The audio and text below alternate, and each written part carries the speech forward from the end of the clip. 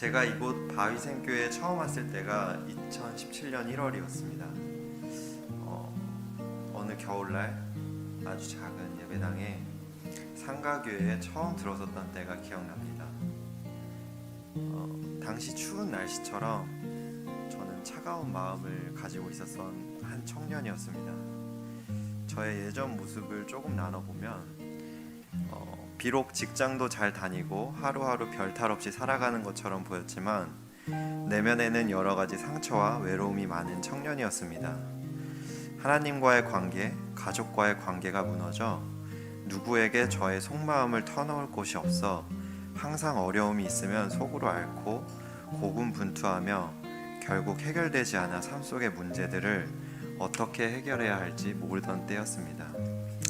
그렇다 보니 작은 문제가 생겨도 마주하기보다 피하게 되고 갈등이 일어나면 사람들에게 불만이 가득했던 때였던 것 같습니다.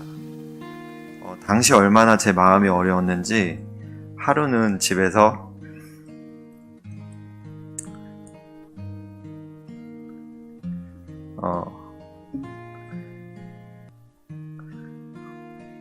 만약 내가 이 땅에서 사라진다면 그 일이 알려지는데 얼마나 걸릴까? 가장 슬퍼하는 사람은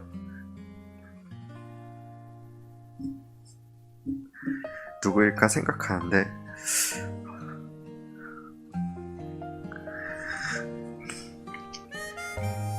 스스로 그 답을 쉽게 내릴 수가 없었습니다. 그런 제가 바위샘을 만나 어제는 결혼을 하고 이 자리에 서 있게 되었습니다. 제가 잊지 못하는 예배가 있습니다. 큰일 났네요. 2018년 4월 1일 지금 바로 이곳 예배당에 리모델링 공사가 끝나고 드렸던 입당 예배입니다. 제 인생에서 잊지 못하는 예배입니다. 그날은 김근영 목사님과 김정현 목사님께서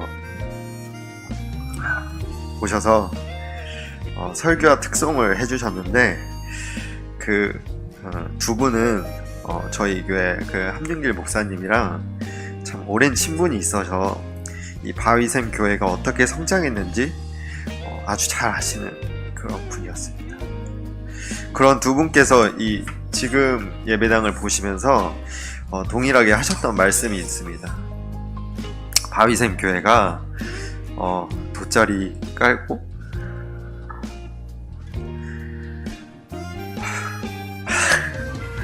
세 가정이 모여서 이제 첫 예배를 드리던 그 모습을 알고 있다.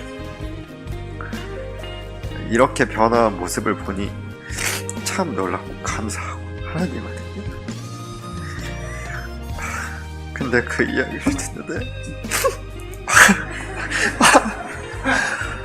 큰일 났네요. 눈에서 눈물이 멈추지 않고 예배가 끝나는데 구석에서 울기만 했습니다. 마치 죄 때문에 단절된 하나님과의 관계를 그 바위샘 교회의 그 첫 모습이 제 옛날 모습 같고 바위샘 통해서 새롭게 된 지금의 모습이 지금의 예배당 같아서 예수님의 보혈을 통해 다시 회복된 내가 보여서 죽어가는 제 마음, 바위샘의 사랑이 내려 다시 살아난 것 같았기 때문입니다.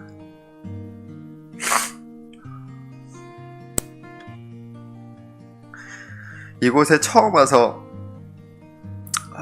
집사님이 닭 모래집 튀김 시켜준 적 있습니다.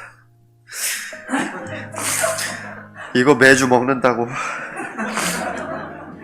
하던 사랑과 관심이 그날 이후로 그거 시켜 먹은 적 없습니다. 또 어느 집사님의 애정어린 눈빛과 두 손에 쥐어진 온돈 몇만 원이 그리고 전도사님 박부사님 많은 성도님들의 애정 어린 눈빛이랑 말 한마디가 담임 목사님이 처음 직접 차려준 밥상도 먹어보고 그 사랑이 저를 살게 하더라고요. 그래서 그날 예수님 사랑이 느껴져서 제가 원래 눈물 잘 안 흘려요. 근데 눈물이 그날 멈추지 않아서 너무 혼났습니다. 그 사랑을 받을 줄도 모르던 제가 예수님 사랑이 어떻게 흘러가는지도 알고 그 사랑이 저를 바꾸게 해서 지금의 아내도 만날 수 있게 되었고 부모님에 대한 존중과 사랑이 회복돼서 부모님을 위해 더 기도하는 제가 되었습니다. 정말 하나님 은혜입니다. 오늘 추수감사절을 맞이해서 저를 회복시킨 먼저는 하늘에 계신 하나님, 그리고 예수님, 그리고 그 사랑을 흘려보내주신 우리 한 목사님 이하 바위샘 교회 성도분들께 감사하다는 이야기가 하고 싶어서 부끄럽지만 이 자리에 섰습니다. 저를 위해, 그리고 이곳에 계신 모든 분들을 위해 십자가에 달리셔서 피 흘려 다시 사신 예수님께 감사드립니다. 그리고 바위샘 가족분들, 그리고 함윤길 목사님, 이곳에 계신 장로님, 권사님, 집사님, 많은 분들께 감사드립니다. 네, 감사합니다.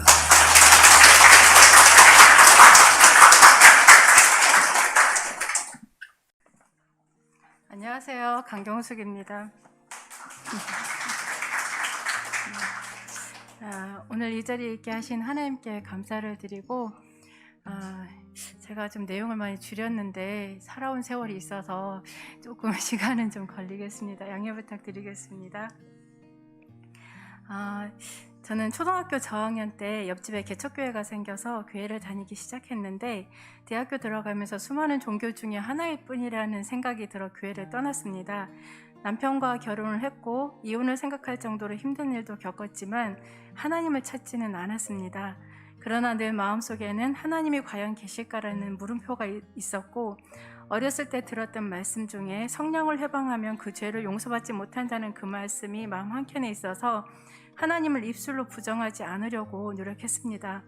그러다가 결혼한 지 2003년에 남편이 영국에 주재원으로 가게 되었고 2007년 9월경에 문득 마음속에 지금은 남편이나 아이들이나 아무런 문제 없이 평안하고 또 시댁하고도 멀리 떨어져 있어서 문제도 없고 하나님 없이도 힘든 시간 잘 지내왔는데, 그리고 인생의 평안한 시간이 왔는데 이제는 마음 한켠에 있던 그 하나님을 내려놔야 되겠다는 생각이 들었습니다.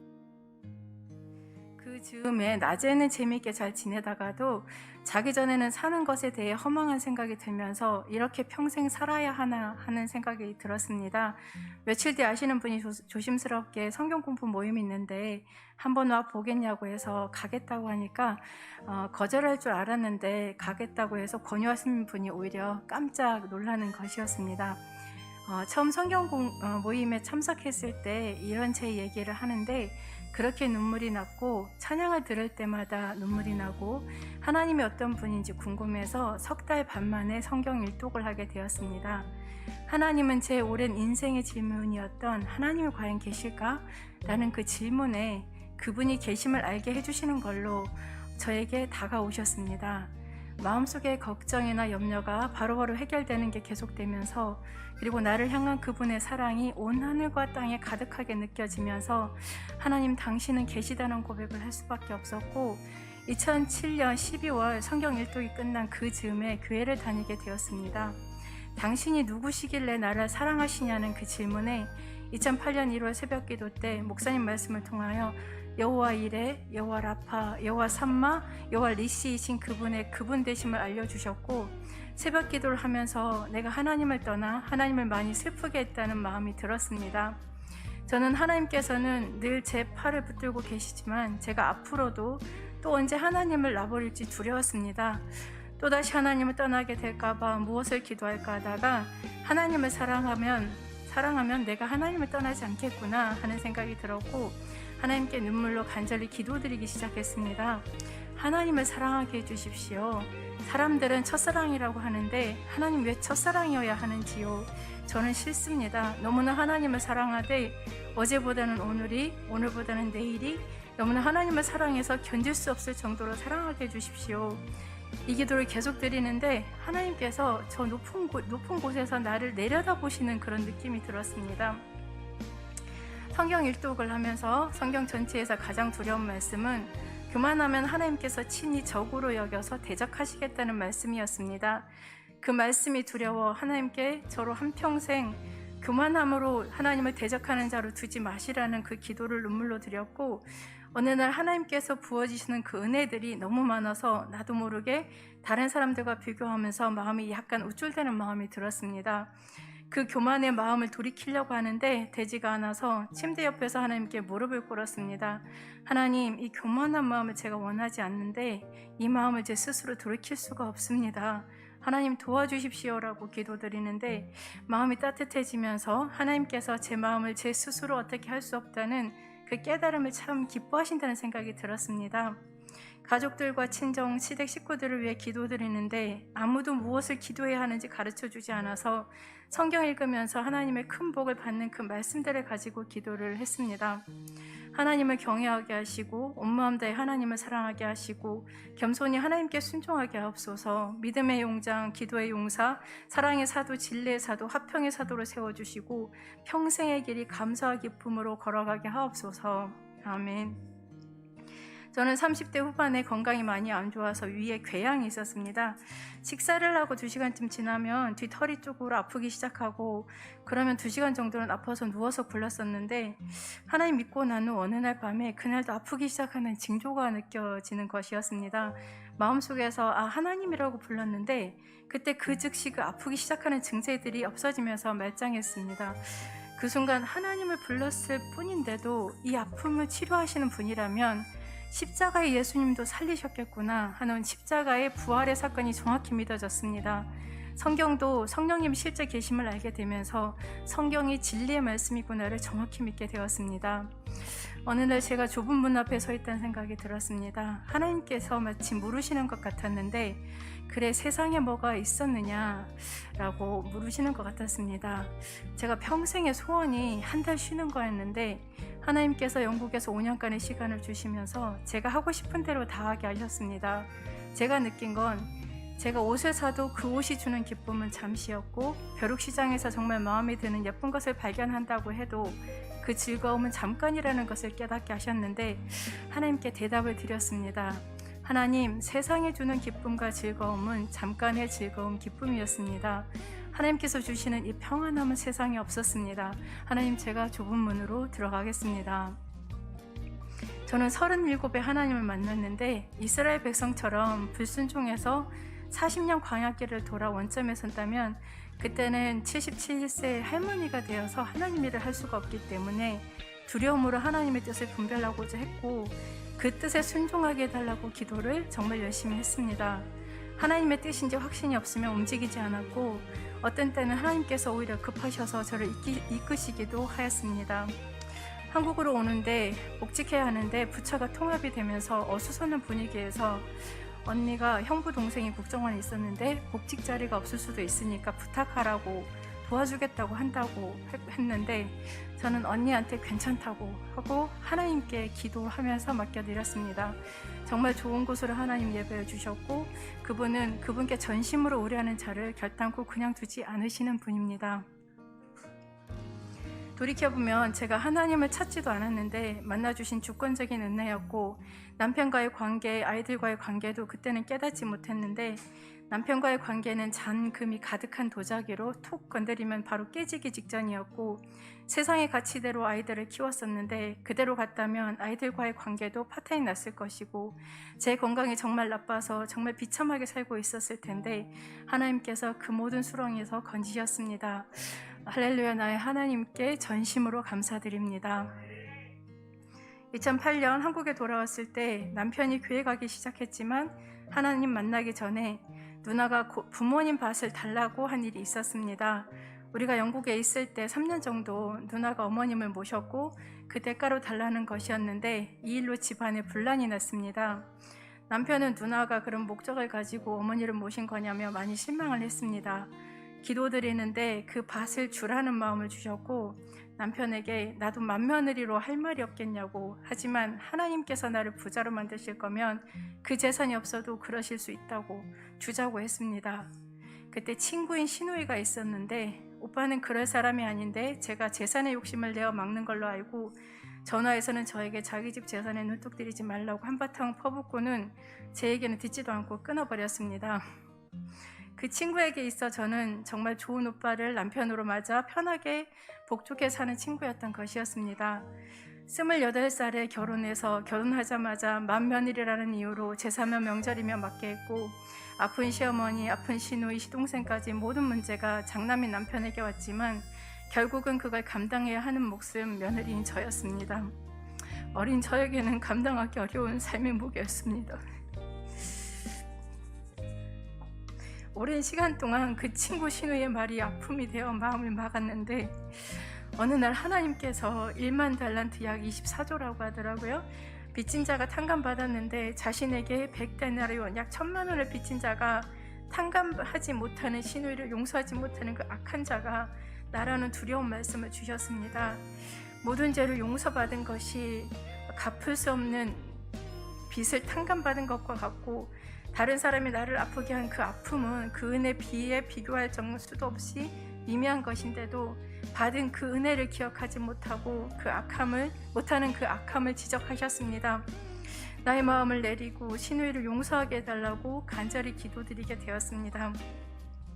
직장을 다니면서 직원이 모함하여 제 뒤통수를 치는 일이 있었습니다.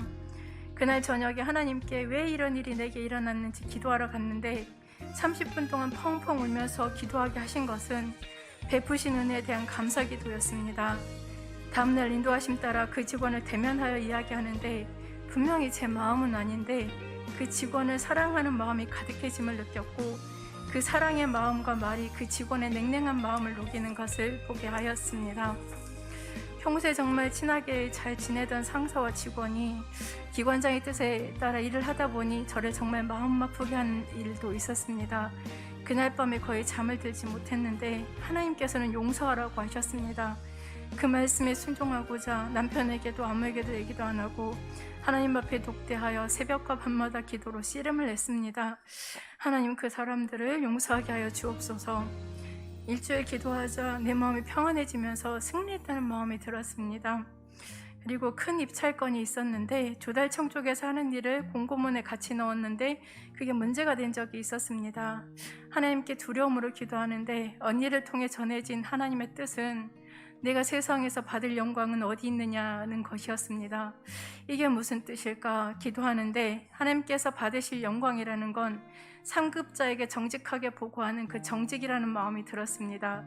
기도를 드리면서 국장님께 사실대로 보고드렸고 또 절박하게 기도를 드리면서 또 평탄케 하시는 그 은혜를 경험하였습니다.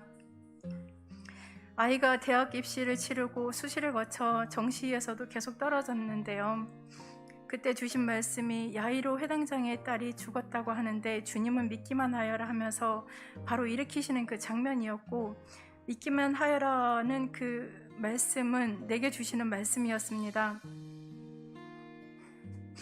추가 합격인가 보다 하고 계속 기다리는데 어느새 3월 초가 된 어느 날, 그날 수요 강론 들으러 가는데 늦어서 택시를 타고 있었습니다.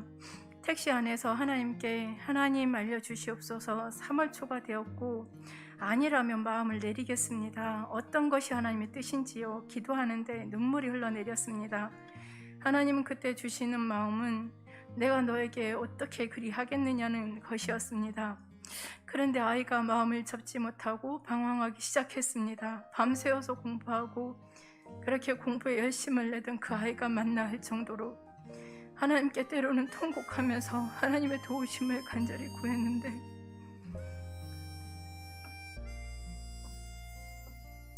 6월 어느 날 여전히 마음 못 잡는 아이를 보면서 마음이 무너져 내렸습니다.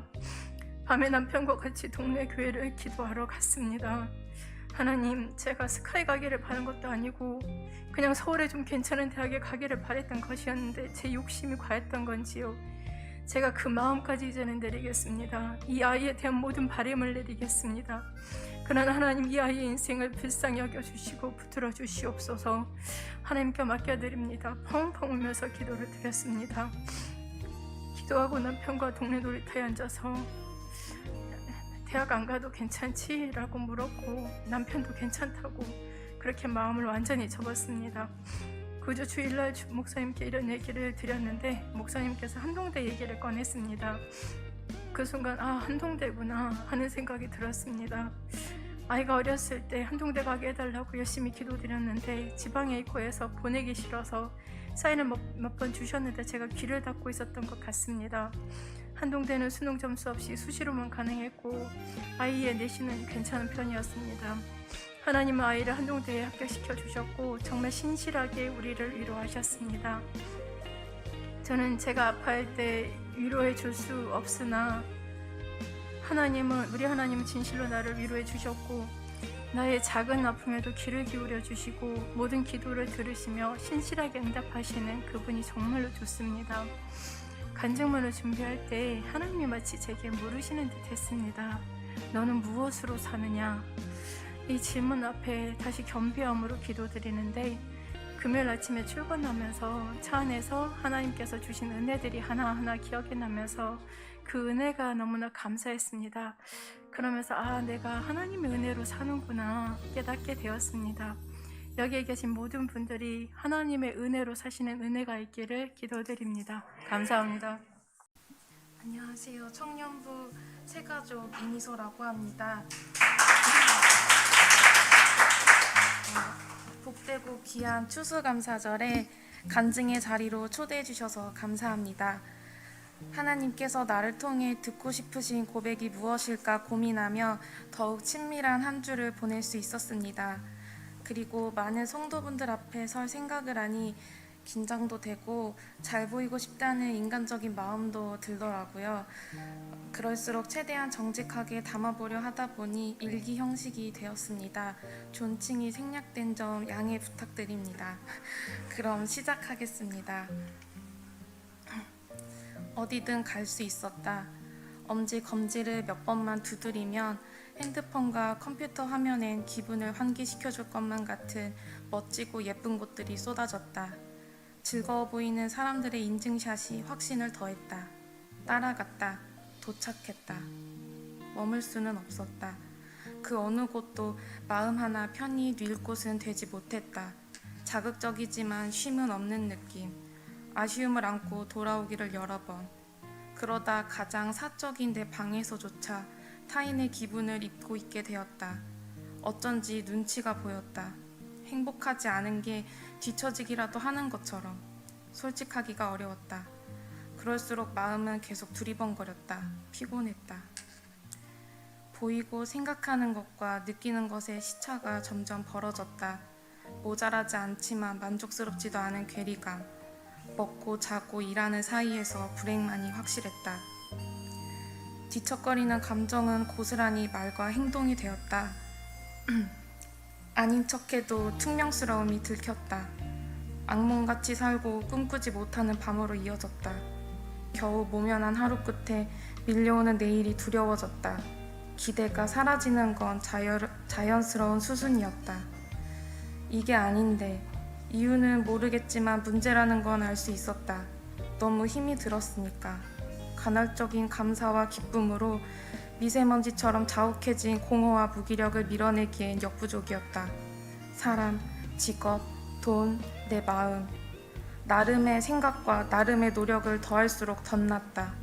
속상하다 못해 분하기도 했다. 나에게 집중할수록 고여갔고 머지않아 썩어갔다. 마지노선으로 생각했던 6월에 다다르자 초조함과 불안은 손을 쓸 수 없게 달아올랐다. 하나님, 한숨처럼 뱉었다. 스스로를 부도내고 살려달라고 하나님께 매달렸다. 염치도 없이 숫덩이 같은 나를 하나님께 떠넘긴 순간이었다. 그땐 그마저도 내가 부른 거라 생각했다. 시선을 주님께 돌리고 나서야 마중 나와 계신 은혜란 걸 알았다. 나를 향한 숱한 부르심과 기다림에 나온 대답이었다. 하나님께 붙고 나자 촌스러운 말이지만 마법처럼 바뀌기 시작했다. 참 사랑은 꾸밈없는 순수함이라 촌스러운 비유만 생각나나 보다. 이렇게 전능하시고 놀라운 주님은 한숨 같은 고백에 한을 떼고 숨만 쥐어주셨다. 살맛이 난다. 엉킨 실타래가 술술 풀리는 것 같은 날들. 아등바등대며 쥐던 자신을 내려놓고 하나님의 손을 잡자 그렇게 돼버렸다. 자꾸 매듭이 풀리고 선물이 쥐어진다. 이 신비를, 섭리를 어떤 말로 설명할 수 있을까? 또 한 번 받은 선물 간증의 자리에 설 뿐이다. 많은 말을 하며 지냈지만 요즘처럼 언어의 기쁨을 누리는 날이 있나 싶다. 감사, 사랑, 설렘. 이 좋은 단어들이 얼마 전까지만 해도 외국어 같았다. 듣고 쓸 수는 있어도 느낄 수 없던 답답함, 서럽던 소외감. 이젠 어떤 오해도 첨언도 없이 스며든다. 감사가 감사로, 사랑이 사랑으로 느껴진다. 걸음보다 앞서 달려나가는 마음에 설렘이 가득하다. 바로 이곳 바이샘 교회에서 마주한 표정들이, 먼저 내밀어준 손길들이 나에게 가르쳐 주었다. 더불어 예배와 말씀으로 생활 태도가 교정되어 가고 영혼의 체력이 실렸다. 이따금 고개를 드는 의구심과 교만이 틈틈이 뽑혀 나간다.